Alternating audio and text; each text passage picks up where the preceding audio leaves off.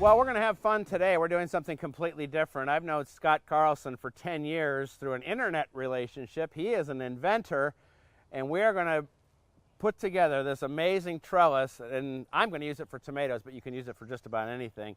Now, you can't get it yet, but think of this as like Shark Tank, only for a longer time, and I have no money.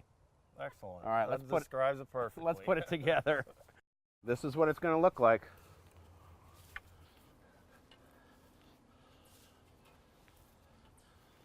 Okay, you see the hole? Actually, when right? Yes, sir. Point towards me. When I built this last year, I didn't have the cross piece that we're going to install today. Ultimately, it's going to be just a snap fitting. I have to use a little bolt, which goes on by hand at this point in time. That goes together so easy. It does, and again, it's a friction fit. So you don't need all these crazy tools. You got it? Yeah. Excellent. Scott, what is it that drives you to invent things? I wish I had a good answer for that, because I've been inventing for 20 years, and I just think it's something that you get caught up in, and then you can't stop. That's the problem. How did this idea come up?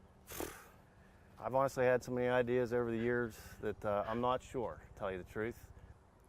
I'm basically tired of the same old things that are for sale year in and year out at the same stores. So that's pretty much where I came up with this idea. 18 inches into the ground. That's going to hold the trellis in place though, right? Absolutely.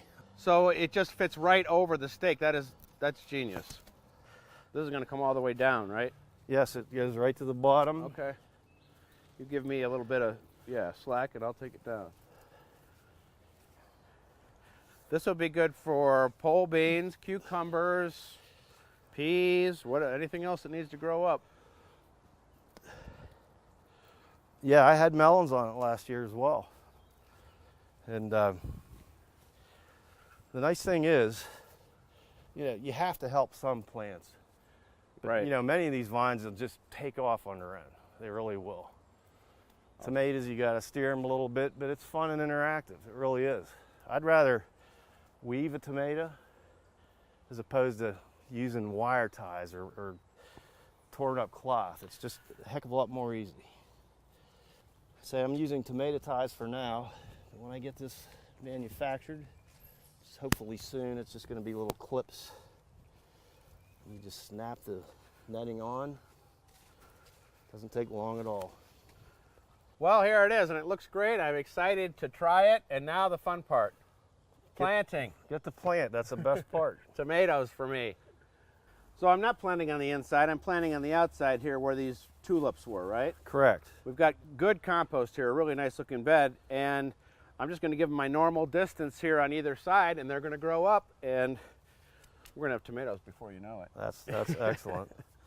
The nice thing is when these tomatoes grow to the top, they can naturally lean over the netting that goes across the top as well. So you not only have a 6-foot side, you got an additional 2-3 feet.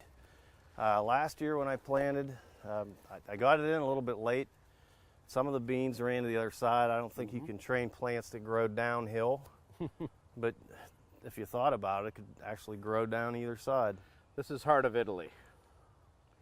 Heart of Italy. Yep, and it's going to love it here. So that's an indeterminate, I'm sure. Yep, it's going to be a viner that's going to go all the way up to the top and over, and I like this idea. Excellent. Put a few more in. I got some sun golds too. That's my wife's favorite tomato, so it is the most important we can do. We're going to mulch these too. And that is a cherry, right? Heart of Italy is not. No, the sun gold is a nice cherry. Yeah. Easy to pick.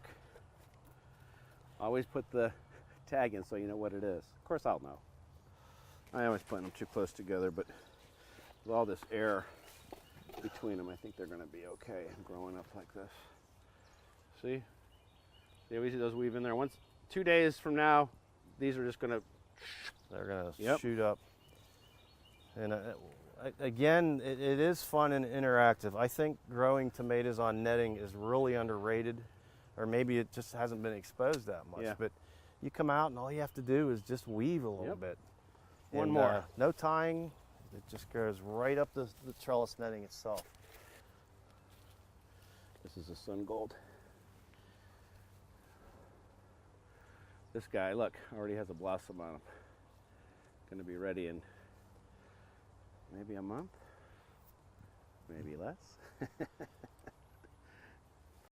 So one important thing, patent pending, right? Correct. It is patent pending, yes. And ease of harvest, right? Yeah, it's very easy to harvest with this. The whole idea, I'm flipping gardening on its head. So most trellises are vertical or they come together at the top. So this slopes outward. I've never seen anything like this on the market, so I think that's what makes it unique. When it comes to harvesting, the sides slope out. It's almost like the vegetables are being handed to you.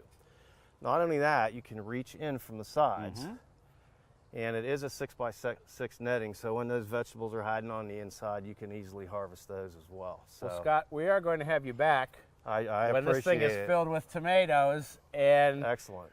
We'll be famous together. Hey, one of us is already, but I hope to join the club, I'll say that. Thanks so much. Thank you.